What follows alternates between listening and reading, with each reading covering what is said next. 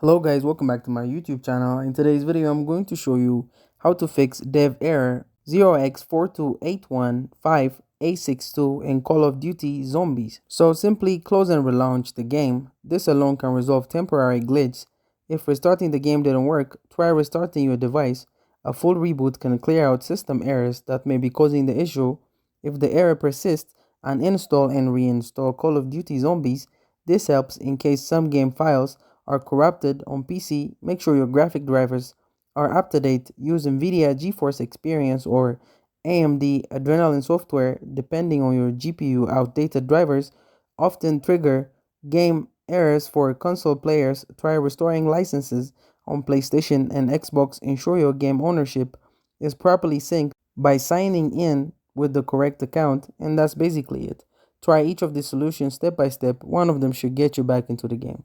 Thank you guys for watching this video. If this video was helpful, don't forget to like and subscribe to my YouTube channel.